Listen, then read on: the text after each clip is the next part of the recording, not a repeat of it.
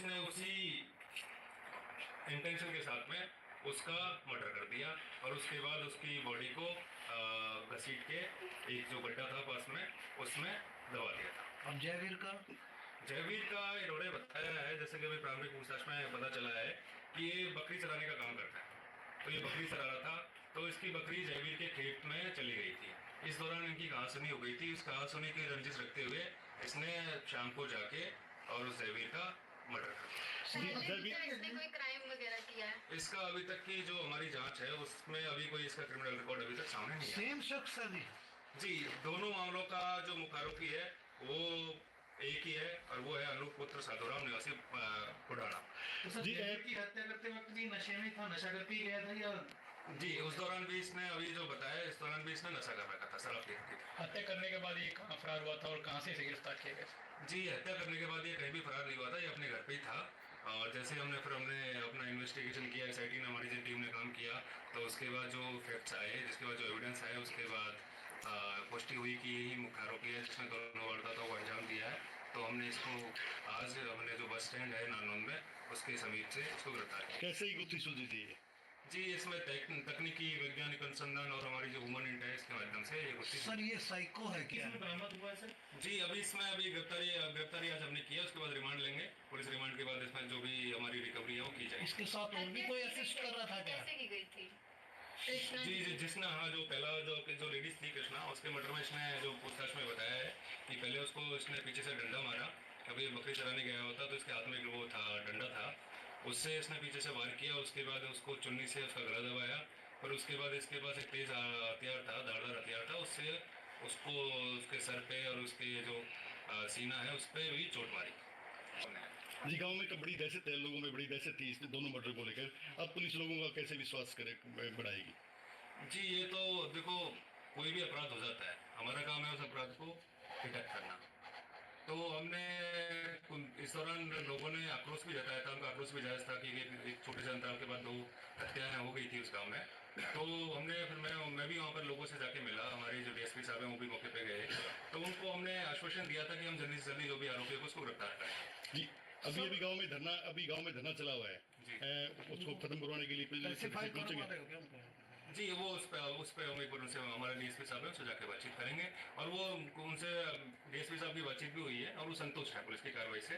और उनको अभी मामले का जैसे पता चलेगा कि मुख्य आरोपी को गिरफ्तार कर लिया तो बिल्कुल वो संतुष्ट होंगे और इस चीज को अप्रिशिएट करेंगे। अगर जयवीर के हत्यारे पहले ही पकड़े जाते तो दूसरे वाला मर्डर शायद ना हो पाता।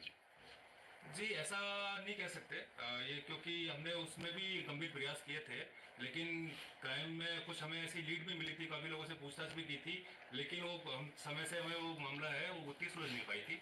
लेकिन जैसे ही फिर हमने एसआईटी का गठन किया, फिर कुछ फैक्ट्स हमारे सामने आए, फिर हमने तकनीकी और वैज्ञानिक अनुसंधान के माध्यम से दूसरे आरोपी इसको गिरफ्तार किया। सर एक बड़ा क्वेश्चन है, इसको अदरवाइज मत लेना।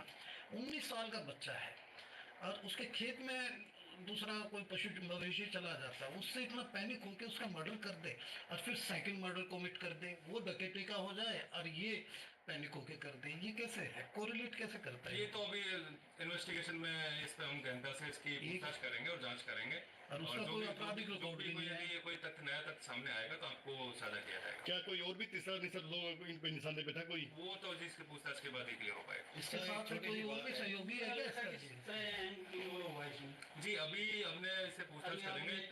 नहीं जी, पुलिस रिमांड हम लेंगे। हो सकता है कि जैसा कि पूछताछ में बताया कि और भी इसके साथी थे, तो हम जैसे रिमांड लेने के बाद पूछताछ करेंगे, उसके बाद ही क्लियर हो पाएगा कि इतने लोग इसमें शामिल थे और किसका क्या क्या रोल था। ये काम क्या करते थे दोनों?